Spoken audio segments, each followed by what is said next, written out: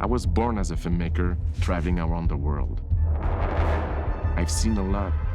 The more I've been in contact with people from other culture, the more I felt that the world was complex and there was no black and white. Hey, Mark. Cinema is a fantastic tool to explore that complexity, to try to understand what's happening.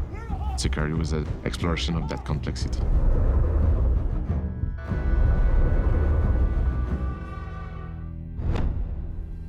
When I read Sicario for the first time, I thought that it was one of the strongest and most powerful screenplays I ever read.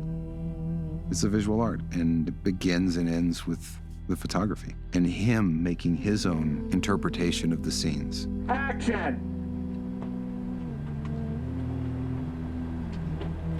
And then you just have layers upon layers upon layers of interpretation that magnify the effect. Sicario is a journey through darkness and through the darkest side of human beings, about how far should we go as a society to protect ourselves. You know what the beauty is of you being so beat to a pulp? Is no one's gonna notice a few more scratches. I would love the audience to feel that what they are seeing in the screen feels as real as possible. FBI!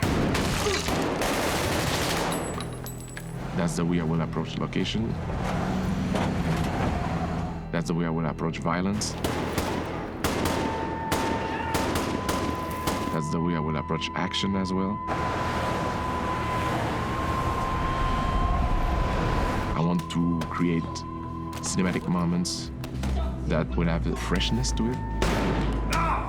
There's, of course, our sequences in the movie that will be beautiful and strong challenges.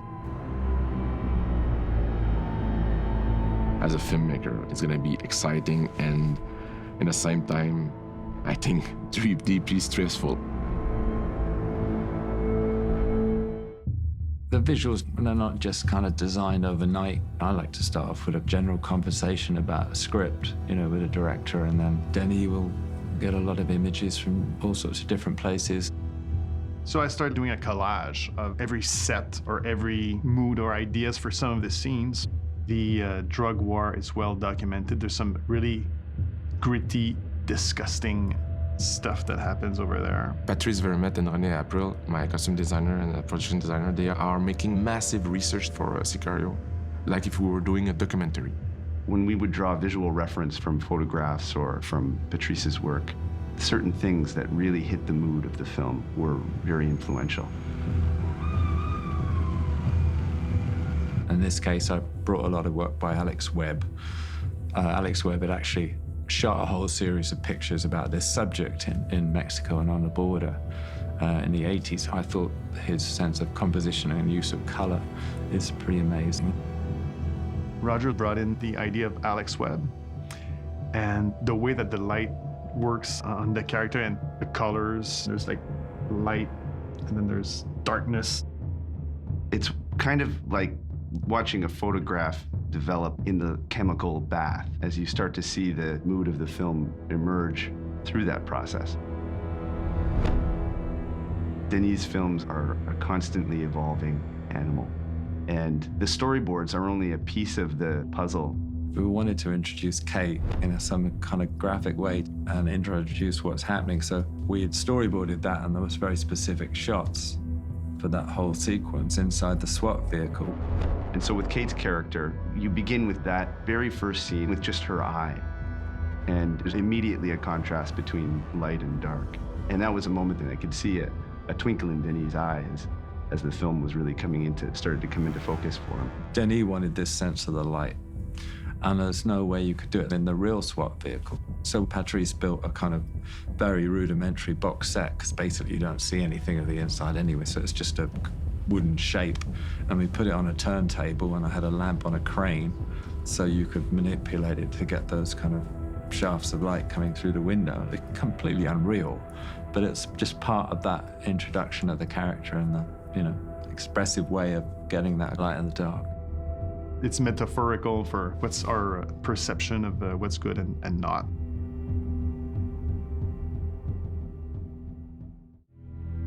For Sicario, the idea was to be as authentic as possible, to feel that we are very, very close to reality.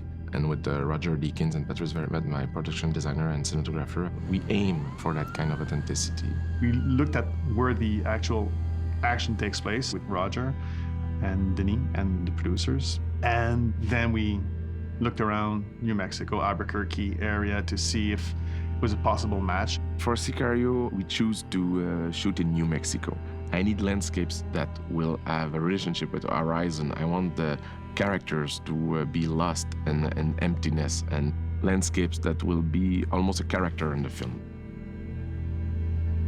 The border of Mexico and the United States for me, it says a lot of things about our world today. This idea that just beside the biggest democracy of the world, a frisbee away, you have this chaos, a place where the laws are not followed anymore. Unbelievable. That's what happens when you chop the head off a chicken. Yeah. I need those helicopter shots because I wanted the audience to understand the geography, understand the power of that landscape, understand the geography of the action, and also the absurdity of seeing a landscape that is the same but is divided just by a line. It's a very powerful image. Alejandro's journey after the tunnel with Silvio. We storyboarded not knowing exactly where things would take place. We were based in Albuquerque, and it was quite a strong monsoonal season that year. So we ended up with all these kind of amazing skies that we hadn't expected. Silvio's police car going into the background. The production manager, somebody said there was a weather alert and that we had to rap. Denis had this idea that there was an emotional beat in the film that he wanted to hit. And they found a real thunderstorm to drive into, which is spectacular and completely unpredictable. And that was just a shot we did before everybody rapped, where with a bolt of lightning going straight down that gives the landscape this character. Roll sound. Rolling. Fire in the hole. We're outdoors and with a lot of sunshine. So in this movie, Roger and Denny have created a world where, even in the sunshine, bad things happen.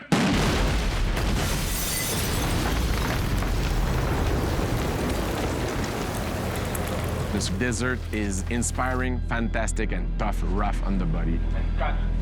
Everybody are tired right now. I'm very tired right now because we spent days on harsh conditions with the light is very raw. I said to Roger, how can we find a way to embrace it instead of fighting it? The brutality of that sun, and bring our characters like Silhouette, this harsh sun, and then Roger totally agree and love the idea. You're actually dealing with the real world, a real subject. I try and create a kind of naturalism so you feel you're in the real world in some way, even when it's stylized. I think you really want the audience to connect with it in the sense that, yeah, it feels like that is something that could and is happening. I like the idea that we will do a movie with a lot of contrast and this idea of going in the total opposite direction and that the night will be deep dark. Like you'll need almost a knife to see in the night. We embrace that contrast. The tunnel sequence had a distinct set of challenges to it because it was from dusk to night. As you got into the tunnel more deeply, I think it really became a transition of just light to dark. Just pitch black. Even when we was at the Arroyo, it was in the outside of the tunnels, we were shooting in darkness, and there was one little bit of light just to kind of see stuff. All the cars weren't allowed to have headlights on. Darkness. All this is taking place at night, and all the characters have to wear these image enhancers of one shape or another so they can see. So you can't really shoot it in an objective way with a kind of Hollywood moonlight effect, because that doesn't make any sense at all, because if you, the audience, can see it, then the characters can see it, so why are they wearing all these silly things? There's a whole sequence that is shot in total darkness. But when I say in total darkness, I mean we were shooting in deep dark because we were using a thermal camera and an infrared camera.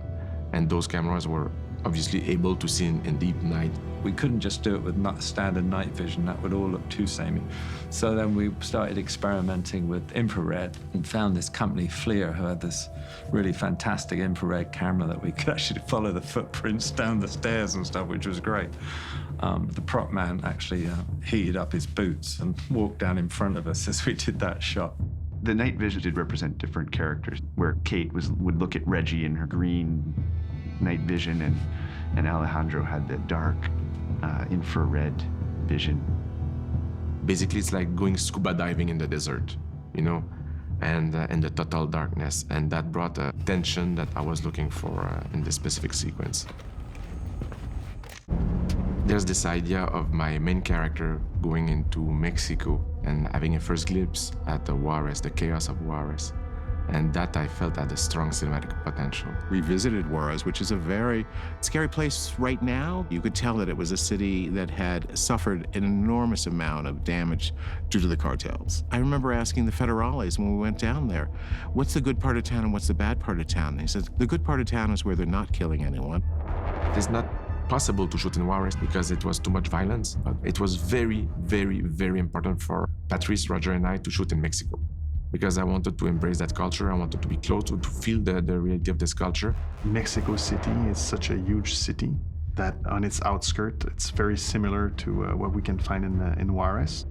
There's a fair amount of use of different kind of colors in the film that were inspired by what we can see when we arrive in Mexico. The use of those bright colors and this contrast of this joy coming from the color and the violence in the country was so striking. The US side is very beige, it's very corporate look. When you go to Mexico, it's a bit more of a free-for-all, anarchy, chaos. And when there's something that we try to exploit in the movie, in the design. You hear that? Those aren't firecrackers.